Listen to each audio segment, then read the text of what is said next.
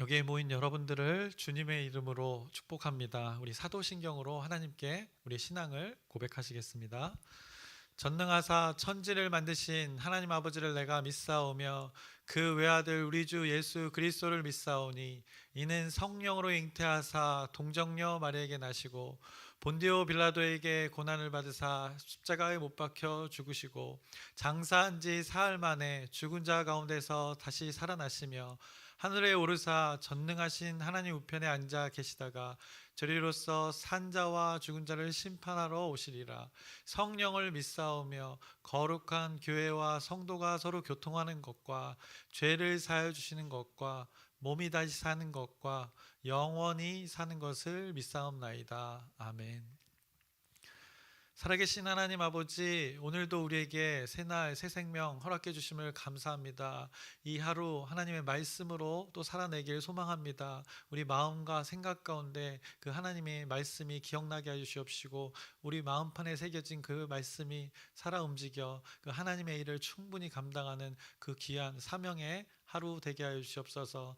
하나님께서 인도하심을 통해서 이 하나님의 일들이 우리 공동체 가운데 온전히 이루어져 가길 소망하오니 우리 지체들 가운데 깨어 분별하여서 구별됨에 오늘 하루를 살아가게 해 주시옵소서. 예수님의 이름으로 기도드렸사옵나이다. 아멘. 함께 찬송가 새 찬송가 540장 찬양하시겠습니다. 주의 음성을 내가 들으니 찬양하시겠습니다. 통일 찬송가는 219장입니다. 1절과 4절 반 찬양하시겠습니다. 새 찬송가 540장입니다. 주의 음성을 내가 들으니 사랑한단 말일세.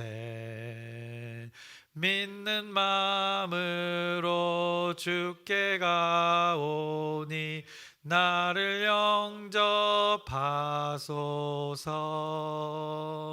내가 매일 십자가 앞에 더 가까이 가오니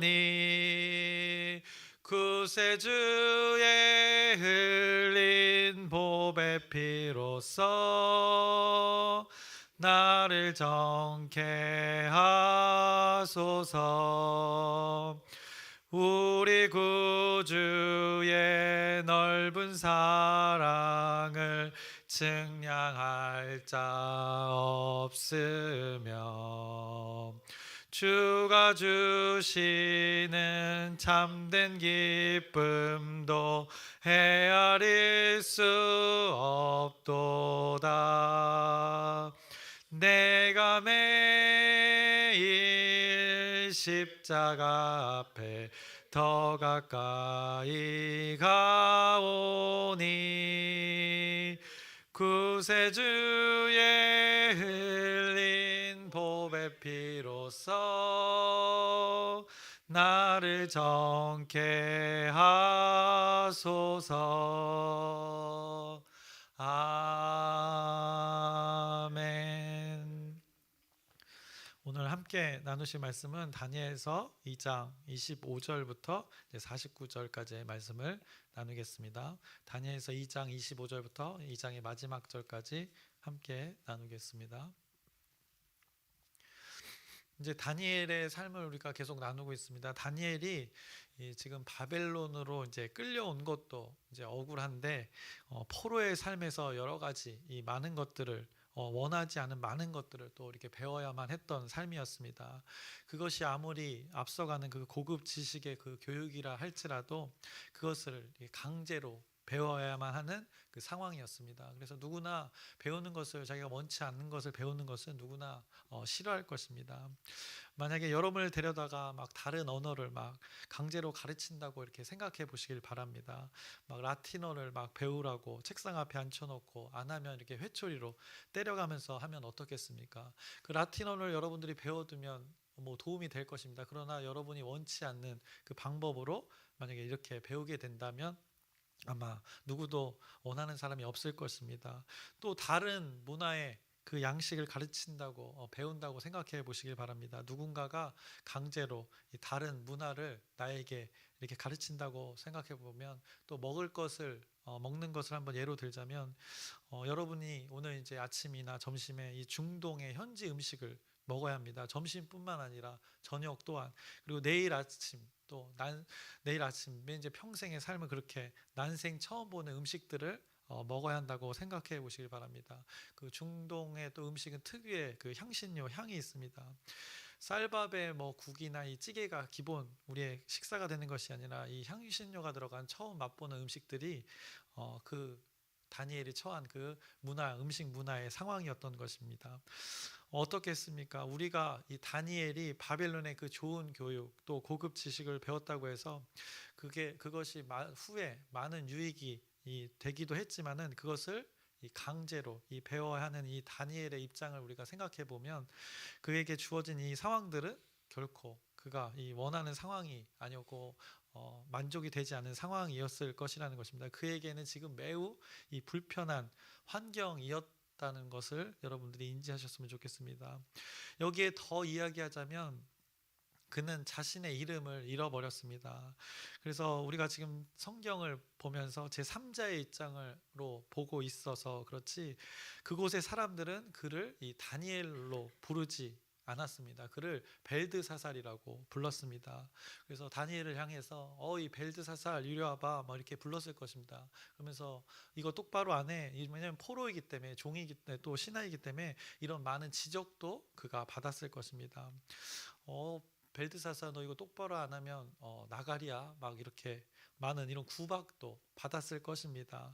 바벨론의 땅에서 그가 칭찬만 받으며 살았을까요? 포로를 그렇게 대하지 않는 것이 당연한 것입니다. 주변의 많은 사람들이 그에게 이 벨드사살 하면서 그의 이름을 그렇게 불렀을 것입니다. 그 뜻이 무엇이었습니까? 벨이여 그의 생명을 보호하소서라는 그 이름 벨드사살로 그렇게 다니엘이 불러진 것입니다. 그래서 그 이름이 불러질 때마다 그의 머릿속에는 이 벨이라는 이방의 신이 계속해서 맴돌았을 것입니다. 예를 들어 여러분에게 원래 이름이 다 있으신데, 저에게도 이름이 있지만 저의 이름 영돈이라고 부르지 않고 갑자기 해타라 밥 먹었니 이렇게 물어보면 어떻겠습니까? 약간 불교적인 용어를 사용해서 불교의 신이 담겨져 있는 의미의 이름을 부르면 제가 어떻겠습니까? 해탈은 우리가 일상의 언어 중에서도 이렇게 사용하기도 하지만 불교에서 말하는 그 의미가 담겨져 있는 단어입니다. 또만 예를 들어서 뭐 부처에게 드리는 그 108번째 의미를 따서 뭐 이렇게 백파라 이렇게 부른다면 너무나 황당하지 않겠습니까? 그들의 신을 그 존재에게 명칭해서 부르는 것은 매우 혼란스러웠을 것이라는 것입니다. 다니엘이 그러했다는 것입니다. 지금 벨드사살로 지금 많은 사람들에게 그 땅에서 불리고 있으니 아마 너무 불편했을 것 같습니다. 그럼에도 그가 하루하루 묵묵히 그 가운데 견디며 살았던 삶을 성경이 말씀하고 있는 것입니다. 그가 성경이 말하고 뜻을 정하였다고 합니다. 뜻을 정하여서 결심한 데는 이런 상황에서 하나하나 이 구별됨의 삶을 살아가고자 하는 그 하나님을 믿는 믿음에 대한 그 반응이었던 것입니다. 그렇게 이제 하루를 묵묵히 살아갈 수 있었던 것은 그 하나님을 믿는 믿음이 그 안에 존재했기 때문이고, 또 그를 불쌍히 여기시는 그 하나님이 살아 계셨기 때문입니다.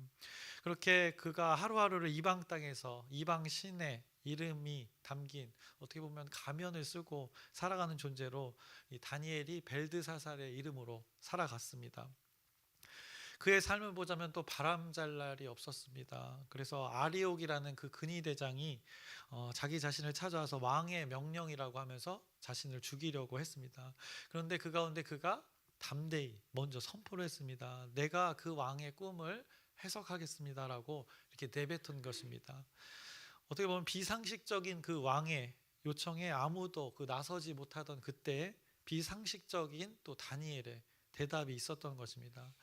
그가 하나님을 믿고 그것에 따라서 그 전에 하나님 믿는 그 신앙이 그것 가운데, 위기 가운데 드러났던 것입니다. 그리고 이때라고 생각하고 이렇게 담대하게 선포했던 것입니다. 그래서 일이 벌어진 것입니다.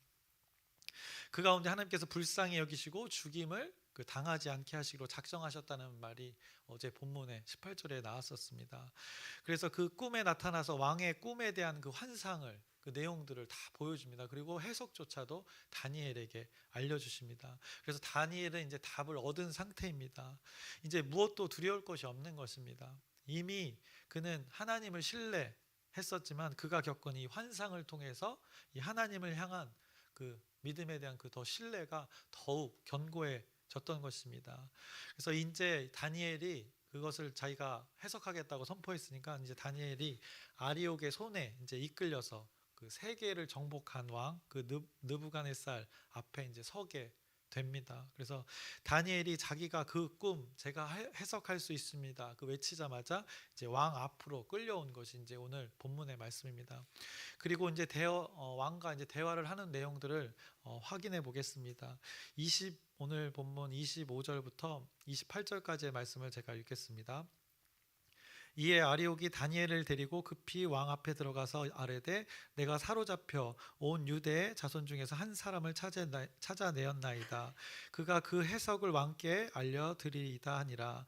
왕이 대답하여 벨드사살이라 이름한 다니엘에게 이르되 내가 꾼 꿈과 그 해석을 내가 능히 내게 알게 하겠느냐 하니 다니엘이 왕 앞에 대답하여 이르되 왕이 물은 바 은밀한 것은 지혜자나 술객이나 박수나 점쟁이가 능히 왕께 보일 수 없으되 오직 은밀한 것을 나타내실 이는 하늘에 계신 하나님이시라. 그가 느부갓네살 왕에게 후일에 될 일을 알게 하셨나이다. 왕의 꿈 곧 왕이 침상에서 머릿속으로 받은 환상은 이러하니다 라고 그가 왕과의 대화에서 이렇게 고백했던 것입니다. 다니엘이 왕에게 이 꿈에 대해서 해석하기에 앞서서 내용을 말하지도 않고 그리고 꿈에 대해서 올바로 해석하고 판단하고 그것에 대해 어떻게 해야 될지를 결정하는 자는 바로 여호와 하나님이라고 먼저 이렇게 선포하는 것입니다. 그 박수와 점쟁이들은 그것을 절대 은밀한 것이기 때문에 알 수 없다는 것입니다. 오직 하나님만 그것을 알 수 있다고 먼저 해석하고 내용을 말하기 전에 이렇게 다니엘이 먼저 선포했습니다. 꿈의 내용의 해석보다 내용을 언급하는 것보다 앞서 그가 고백했던 것은 그것을 누가 감히 할 수 있는가? 다니엘 자신이 아니라 하나님이 할 수 있다는 것을 이렇게 선포했습니다. 다니엘이 하나님을 향한 신뢰가 이 정도였음을 성경이 말씀하고 있습니다. 무한 신뢰인 것입니다. 다니엘은 자신의 그 이름의 뜻처럼 누가 이 모든 것을 판단하고 결정하는지를 기가 막히게 알고 있었던 것입니다. 계속해서 29절과 30절의 말씀을 보시면 왕이여 왕이 침상에서 장래일을 생각하실 때에 은밀한 것을 나타내시는 이가 장래일을 왕에게 알게 하셨사오며 내게 은밀한 것을 나타내시면 내 지혜가 모든 사람보다 낮기 때문이 아니라 오직 그 해석을 왕에게 알려서 왕이 마음으로 생각하던 것을 왕에게 알려주려 하심이니이다 라고 고백합니다. 자신이 지금 이렇게 알 수 있는 것, 자신의 지혜가 아니라고 분명하게 고백을 합니다. 그래서 은밀한 것을 나타내시는 이가 있다는 것입니다. 그것이 하나님이라고 선포합니다.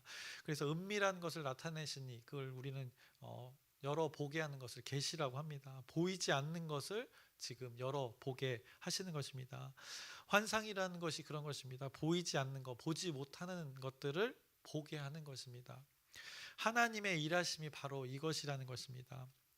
지금 세계를 지배한 그 세상의 왕에게 자신이 신이라 여기는 모든 것을 정복하고 소유한 그 자에게 누가 진정한 왕인지 누가 모든 것을 판단하고 결정하는 최종 어떻게 보면 마스터인지를 지금 그에게 이 환상을 통해서 해석을 통해서 보여주고 계시는 것입니다. 그걸 누구를 통하여서 지금 일하고 계시는가? 하나님을 신뢰하는 자, 하나님을 믿으며 그 어려운 환경 속에서 묵묵히 하루하루 살아가던 자, 그 다니엘을 통하여서 그렇게 하고 있다는 것을 지금 성경이 말씀하고 있는 것입니다. 이제 왕이 다니엘에게 말하지 않는 그 꿈의 내용을 다니엘이 먼저 쭉 이렇게 설명을 합니다. 그것이 이제 31절부터 35절까지의 말씀입니다.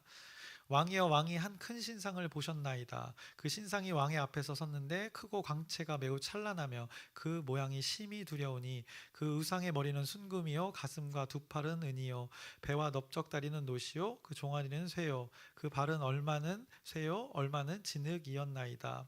또 왕이 보신즉 손대지 아니한 돌이 나와서 신상의 쇠와 진흙의 발을 쳐서 부서뜨리매 그때 쇠와 진흙과 녹과 은과 금이 다 부서져 여름 타작마당에 겨같이 되어 바람에 불려간 곳이 없었고 우상을 친 돌은 태산을 이루어 온 세계 가득하였나이다 라고 그 꿈에 대한 내용을 이렇게 먼저 지금 쭉 설명을 합니다. 이것이 그가 꾼 꿈의 내용이고 그 꿈이 무엇을 뜻하는지도 이제 다니엘이 해석을 해줍니다. 그것이 이제 또 36절부터 45절까지 쭉 나오는데 우리가 언제 읽어보겠습니까? 여러분이 읽어봤겠지만 제가 또 읽어드리겠습니다. 36절부터 45절까지 조금 긴 구절입니다. 그 꿈이 이러한즉 내가 이제 그 해석을 왕 앞에 아뢰리이다. 왕이여 왕은 여러 왕들 중에 왕이시라. 하늘의 하나님이 나라와 권세와 능력과 영광을 왕에게 주셨고 사람들과 들 짐승과 공중의 새들 어느 곳에 있는 것을 막론하고 그것들을 왕의 손에 넘기사 다 다스리게 하셨으니 왕은 곧 그 금머리니이다. 왕을 뒤이어 왕보다 못한 다른 나라가 일어날 것이요 셋째로 또 녹과 같은 나라가 일어나서 온 세계를 다스릴 것이며 넷째 나라는 강하기가 쇠 같으리니 쇠는 모든 물건을 부서뜨리고 이기는 것이라. 쇠가 모든 것을 부수는 것 같이 그 나라가 문 나라를 부서뜨리고 찢을 것이며 왕께서 그 발과 발가락이 얼마는 토기장이의 진흙이요 얼마는 쇠인 것을 보셨은즉 그 나라가 나누일 것이며 왕께서 쇠와 진흙이 섞인 것을 보셨은즉 그 나라가 쇠 같은 든든함이 있을 것이나 그 발가락이 얼마는 쇠요 얼마는 진흙인즉 그 나라가 얼마는 든든하고 얼마는 부서질 만할 것이며 왕께서 쇠와 진흙이 섞인 것을 보셨은즉 그들이 다른 민족과 서로 섞일 것이나 그들이 피차에 합하지 아니함이 쇠와 진흙이 합하지 않음과 같으리이다. 이 여러 왕들의 시대에 하늘의 하나님이 한 나라를 세우시리니 이것은 영원히 망하지도 아니할 것이요 그 국권이 다른 백성에게로 돌아가지도 아니할 것이요 도리어 이 모든 나라를 쳐서 멸망시키고 영원히 설 것이라. 손대지 아니한 돌이 산에서 나와서 새와 놋과 진흙과 은과 금을 부서뜨린 것을 왕께서 보신 것은 크신 하나님이 장래일을 왕께 알게 하신 것이라. 이 꿈은 참되고 이 해석은 확실하니이다 하니라고 이렇게 고백을 해석을 하는 것을 보게 됩니다. 그래서 여러분이 많이 보셨을 겁니다. 이 내용의 그것을 사진 한 장으로 우리가 쉽게 볼 수 있습니다. 사진을 잠깐 보시면 글씨가 또 되게 작네.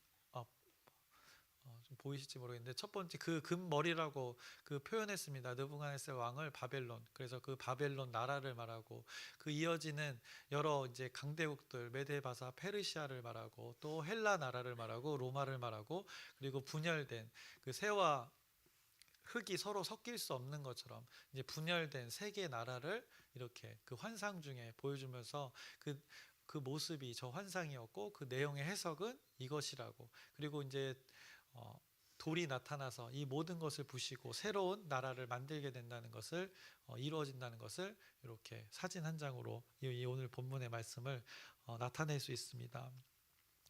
그래서 다니엘이 이것을 어떻게 해석해 주었습니까? 금머리가 왕이라고 알려줍니다. 각 부위는 바벨론 제국 이후에 나타나는 그 제국들의 나라들을 나타낸다고 이렇게 알려줍니다. 그런데 느부갓네살 이후의 제국들은 지금보다 못한 것들이라고 말씀합니다. 그래서 36절의 마지막 부분을 보시면 그 꿈이 이러한즉 내가 이제 그 해석을 왕 앞에 아뢰니다 하면서 쭉 하나하나 이제 설명을 했습니다. 그리고 나와서 새가 나올 때 이렇게 해석을 해줍니다. 40절을 보시면 이렇게 합니다.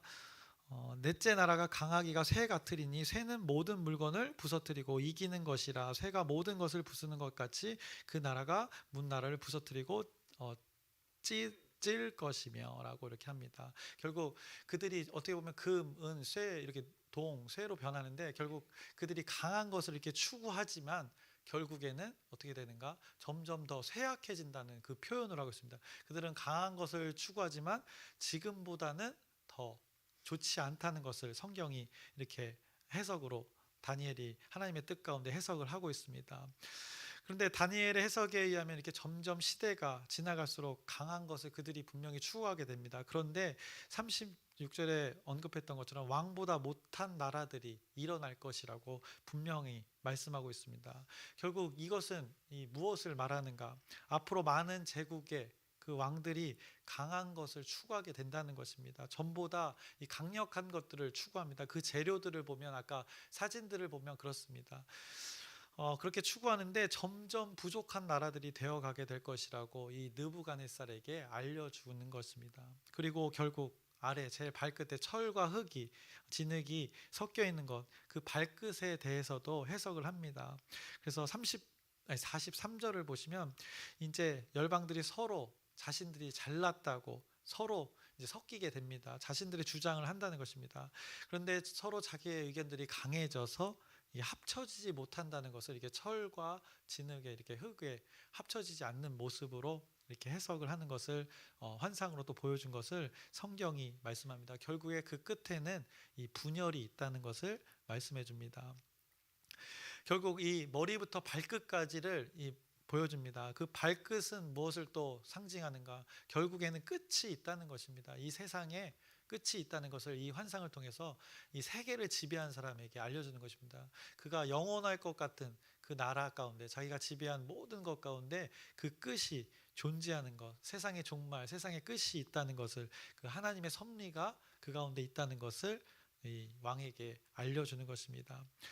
사람들의 그 세상은 끝이 있음을 이제 왕의 꿈을 통해서 세계를 정복한 그 왕에게 은밀한 것을 열어서 보게 해 주는 것입니다. 그러면서 무엇을 언급했습니까? 이 하나님의 나라를 언급합니다. 그래서 44절을 보시면 다시 한번 보시면 이렇게 말씀합니다. 이 여러 왕들의 시대에 하늘의 하나님이 한 나라를 세우시리니라고 합니다. 이 끝에는 하나님의 나라를 세우신다는 것입니다. 그 세상의 끝이라는 것 가운데 그 하나님의 나라가 도래한다는 것을 이 다니엘서에 이렇게 이미 환상으로 말씀하셨습니다. 손대지 아니한 돌이 나타나서 이 모든 것을 무너뜨린다고 했습니다. 그래서 세상의 방법으로 세계를 다스리고 있는 이 모든 것들, 자신이 왕이 되어 살아가는 것들, 모든 것들, 그 지탱하는 그 발이 있지 않습니까? 그 발끝을 돌로 하나님께서 무너뜨림으로 하나님의 나라, 그 세웠던 신상들이 모두 무너지고 세상의 가치관으로 지탱하는 모든 것들을 무너뜨리고 하나님의 나라가 세워진다는 것을 이렇게 성경이 말씀하고 있는 것입니다. 하나님의 나라라는 것이 이렇게 다니엘을 통하여서 선포되고 있습니다. 그래서 우리가 놓치지 말아야 할 내용이 있는데 다니엘이 왕에게 이 꿈에 대한 내용을 지금 전하고 해석을 시작하기 전에 어떤 것을 언급했냐면 이 내용을 말하기 전에 해석을 말하기 전에 보시면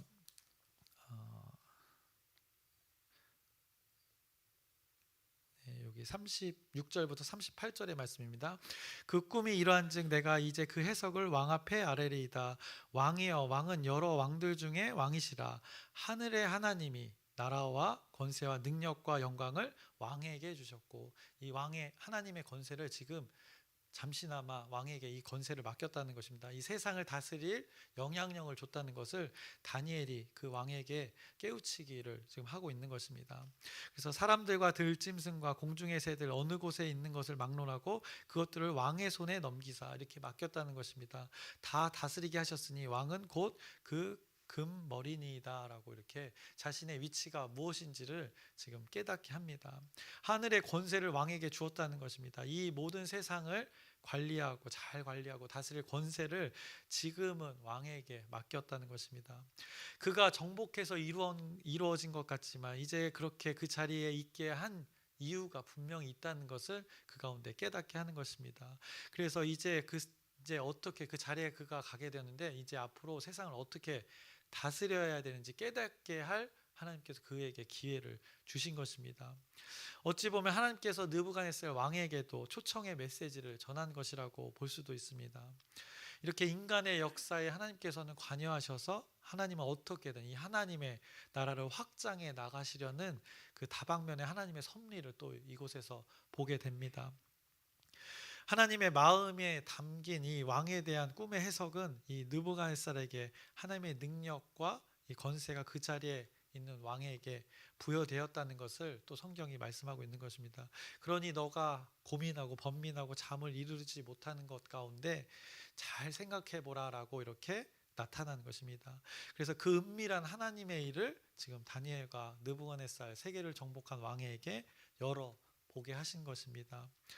자신이 말하지도 않은 이 꿈의 내용을 말하고 그것에 대한 해석까지 하는 이 다니엘을 왕이 봤을 때 어떻겠습니까? 다니엘이 말하는 그 하나님이라는 분이 자신의 꿈을 통하여서 이렇게 말씀하셨다는 그 소리를 그가 이렇게 앞에서 들었을 때 어떻겠습니까? 느부갓네살이 이렇게 반응을 합니다. 오늘 본문 47절부터 오늘 마지막 절 49절까지의 말씀입니다. 46절부터 보겠습니다. 이에 느부갓네살 왕이 엎드려 다니엘에게 절하고 명하여 예물과 향품을 그에게 주게 하니라. 왕이 대답하여 다니엘에게 이르되 너희 하나님은 참으로 모든 신들의 신이시오 모든 왕의 주제시로다. 내가 능히 이 은밀한 것을 나타내었으니 내 하나님은 또 은밀한 것을 나타내시는 이시로다. 왕이 이에 다니엘을 높여 귀한 선물을 많이 주며 그를 세워 바벨론 온 지방을 다스리게 하며 또 바벨론 모든 지혜자의 어른을 삼았으며 왕이 또 다니엘의 요구대로 사드락과 메삭과 아벳느고를 세워 바벨론 지방의 일을 다스리게 하였고 다니엘은 왕궁에 있었더라 라고 이렇게 말씀합니다. 지금 세상을 정복한 왕이 포로로 잡혀온 포로에게 지금 다니엘에게 절을 합니다. 세상을 지배한 왕이 하나님의 사람 유대인 포로에게 지금 절을 하는 상황입니다. 그러면서 그가 이 하나님의 이름을 고백하는 장면입니다. 그 하나님이 참 신이다, 유일한 신이다라고 그의 입을 통해서 오늘 다니엘서가 선포하고 있습니다. 그래서 그의 입을 통해서 하나님의 나라가 지금 선포가 되고 있고 하나님의 이름이 선포되는 것입니다. 그가 느부갓네살이 하나님을 믿었냐 안 믿었냐 이게 중요한 것이 아니고 당시의 사람들의 세계에서 인간이 누릴 수 있는 모든 것의 최종의 자리에 있는 그 인간 세계에서 모든 것을 다 누릴 수 있는 모든 것을 소유한 자가 모든 것을 다스리는 자가 이렇게 고백하고 있는 것입니다. 너의 하나님은 참으로 모든 신들의 신이시오 모든 왕의 주제시로다라고 그 하나님을 고백합니다. 나의 하나님이라고 만약에 그가 왕이 고백했으면 이 아마 또 세계의 역사가 또 바뀌지 않았을까 생각해 봅니다. 그러나 그의 입을 통하여서 어쨌든 하나님의 이름이 높아지는 것을 오늘 보게 됩니다. 그래서 인간 세계에서 세상의 그 관점으로 최고의 자리에 있는 자가 이 가장 높은 자리에 있는 자라고 할 수 있는 그 자가 진짜 왕이 이 세상의 왕이 누구인지를 이렇게 선포함으로써 하나님이 가장 그 진정한 왕이라 함을 선포하고 있는 것입니다. 다니엘이 믿고 있는 그 하나님이 그런 분이시라는 것을 그가 이제 알게 되었습니다. 다니엘이 어떻게 되었습니까? 이제 엄청난 대우를 받았습니다. 어른으로 모시게 됐습니다. 지혜자의 어른으로 섬김을 받게 됩니다. 그런데 그가 엄청난 이 대우를 받게 된 근거가 무엇이었습니까? 그의 삶을 쭉 보자면 하루하루 이렇게 묵묵히 견디며 버티며 하루하루 살아온 그 하루의 믿음이 또 뜻을 정하여서 살아온 그의 인생의 하나하나가 이렇게 삶의 결과를 맞이하게 된다는 것을 성경이 말씀해 주고 있는 것입니다. 그가 추구했던 것이 높은 관직의 자리가 아니었습니다. 그냥 하나님을 믿는 믿음, 그 구별됨, 뜻을 정하는 것 뿐이었습니다. 뜻을 정하는 것, 그 매일의 치열함이 있었을 것입니다. 매일의 삶에 다른 사람들은 모르는 그 자신만이 아는 그 내면의 치열함, 구별됨, 그 영적 구별됨의 싸움이 그 가운데 있었기에 이런 결과를 맞이하게 되었던 것입니다. 이것이 우리 삶 가운데 있어야 됩니다. 그 영적 싸움의 치열함이 나와 그 세상과의 하나님의 가치관과 싸우는 그 영적 싸움이 우리 삶 가운데 매일의 삶 가운데 잘 그것으로 하나님의 말씀의 기준으로 잘 버티고 견뎌야 하는 것입니다. 포로의 삶에서 이 벨드사살이라는 이름으로 불리면서 정체성이 이렇게 흔들리면서 또 거세를 당하는 이 수치 속에서 그가 견디며 또 버틸 수 있게 되었던 이유는 그 세상의 끝에 하나님의 나라가 있다는 그 소망이 다니엘에게 있었기 때문입니다. 그의 포로의 삶의 끝에 하나님의 나라가 언젠가는 도래할 것이다 라는 것을, 그 하나님의 약속을 그가 믿었기 때문에 그렇게 어려운 환경 속을 하루하루 문제 속에서도 잘 살아갈 수 있었던 것입니다. 그래서 여러분의 오늘 하루가 이 하나님의 나라를 소망하는 이 구별됨의 하루가 되기를 소망합니다. 이 다니엘처럼 뜻을 정하여서 하나님의 때에 귀히 사용되어지는 그 여러분의 삶 되기를 소망합니다. 이 다니엘은 청년이었지만 여러분들이 나이가 조금 드셨다고 남의 이야기처럼 들으시면 안 됩니다. 다니엘이 고레스 원년까지 이 하나님의 사람으로 그곳에서 살아갔던 것을 보게 됩니다. 그가 많은 왕들에게 인정받으면서 오랜 세월을 그렇게 믿음으로 구별됨으로 버티며 견디며 살았던 것을 보게 됩니다. 그 구별됨을 하나님께서 사용하셔서 그를 통하여서 이 하나님의 나라가 온전히 이루어지는 것을 보게 됩니다. 그래서 결국에는 이사야 선지자의 글을 또 고레스에게 또 보여줌으로써, 그래서 고레스가 그 칙령을 통해서 우리가 느헤미야, 에스더서 막 이렇게 나누지 않았습니까? 에스라서 그 일들이, 포로의 귀환들이 예루살렘으로 벌어지는 놀라운 역사에 그 다니엘이 기반이 되었다는 것을 또 기억하셨으면 좋겠습니다. 그래서 이제 설교를 마무리합니다. 결국 오늘 본문의 말씀을 통해서 드러나는 것이 뭡니까? 이 하나님의 이름이 드러나는 것을 결국엔 보게 됩니다. 다니엘이라는 삶을 통해서 그 하나님의 이름이 드러나고 하나님의 나라가 올 것을 성경이 증명하고 있습니다. 세상의 왕의 꿈을 해석하는 그 과정 중에 하나님의 이름이 높아지고 하나님의 나라가 선포되는 것을 목격합니다. 그래서 저와 여러분의 삶이 이런 삶 되기를 소망합니다.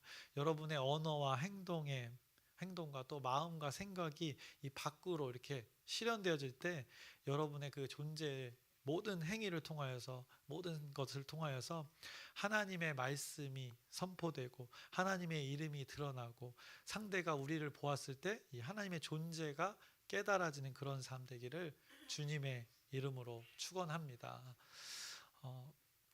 시간이 이제 조금 됐지만 제가 특송을 준비했습니다. 제가 오늘 하루가 여러 날 중에 특별한 날은 아니지만 그 하루가 특별한 날이 되기를 또 소망하면서, 여러분들의 구별됨의 삶을 살길 소망하면서 또 하나님의 이름을 높이는 찬양을 하려고 하는데, 제가 노래를 잘하거나 그러지 않습니다. 그런데 이 사람 앞에서 노래 부르는 거, 찬양을 하는 것 어렵지만 이 가사가 잘 묵상해 보셨으면 좋겠습니다. 이 다니엘의 삶이 좀 담겨져 있는 것 같아서 이 찬양을 함께 나눴으면 해서 찬양을 준비했습니다. 되도록이면 눈을 감고 가사를 묵상하셨으면 좋겠습니다.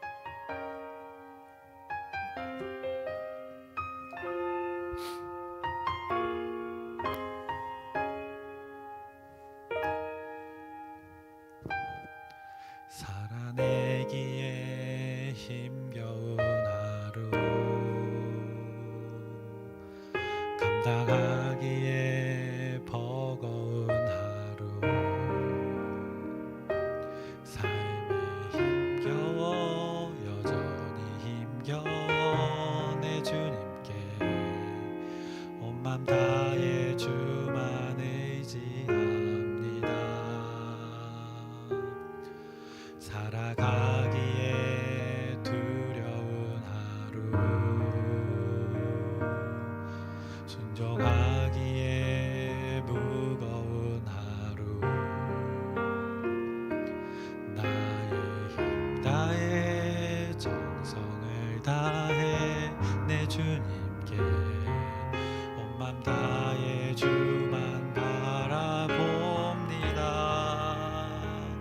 하루의 은혜가 내 삶에 임하여 문제가 기도가 되고 아픔이 자랑되어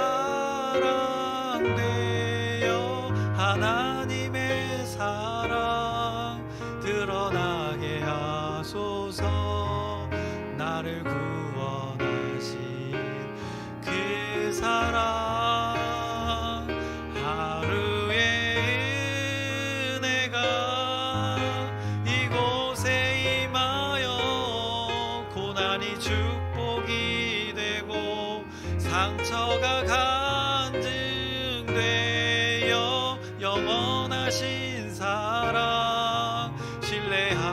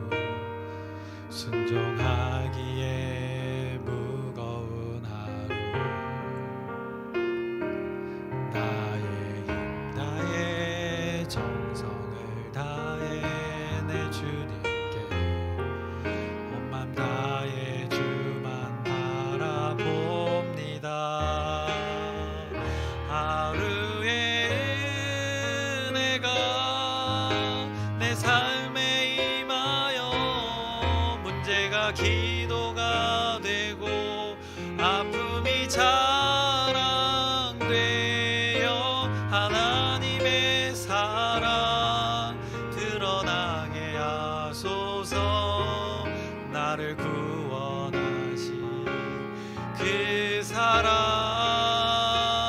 하루의 은혜가 이곳에 임하여 나 고난이 축복이 되고 상처가 간증되어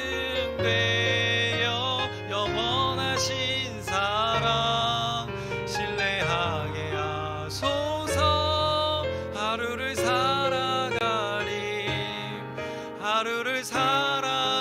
힘 하루를 살아갈 힘 주소서.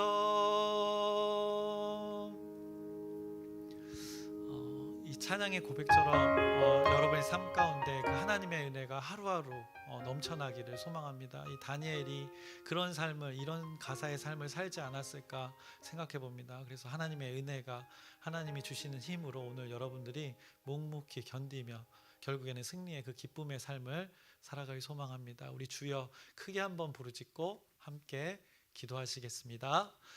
주여